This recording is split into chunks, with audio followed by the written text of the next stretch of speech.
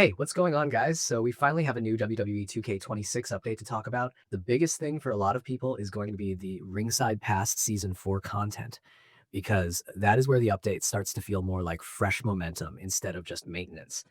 The free track is bringing in the Cena 25 persona, Gable 16 persona, and Nakamura 23 persona, which is a nice mix because it gives the pass a little more variety instead of leaning on just one type of name or style.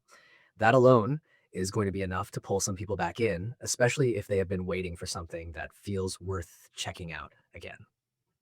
On the premium side, there is even more to talk about. Matt Hardy is in there, which is one of those additions that a lot of players are probably going to react to immediately because he is the kind of wrestler who brings a lot of personality with him. Jeff Hardy is also getting an alternate charismatic Enigma version, which adds some extra flavor instead of just giving us a straight repeat. Then there is Lita Owo, which is a really solid throwback pick, and Princesa Tibetana, who comes in as a former two-time AAA Reina de Reinas champion. So this batch is not just about nostalgia for the sake of nostalgia. It feels like they were trying to mix in different eras and different kinds of presentation. One thing I really like about this update is that they're not just adding the content and moving on. They also put out preview videos for the Season 4 Persona rewards, plus new entrance and character reveal footage for some of the upcoming additions. That kind of thing may sound minor at first, but it actually helps a lot.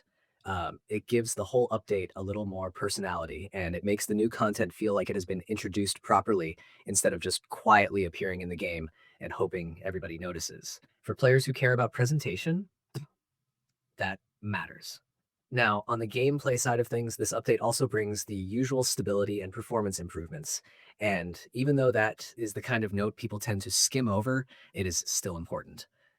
Games like this live and die on how clean they feel once you are actually moving around menus, loading matches, and going through modes. So any improvement there is welcome.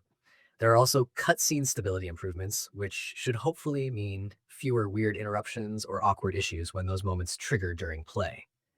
And then there is the bug fixing part, which is probably the most important pieces here.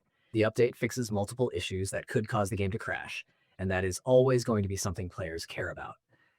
Nobody wants to be in the middle of a match, a mode, or a setup screen and suddenly have the whole thing fall apart for no good reason.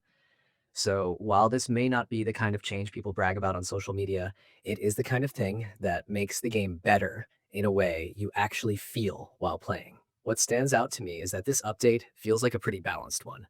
It's not only about new rewards, and it is not only about bug fixes either. It gives players content to chase, it refreshes the pass a bit, and it also tries to smooth out some of the rough edges that have been hanging around. That combination is usually what makes an update land well. If you only add cosmetics or unlocks, people move on fast.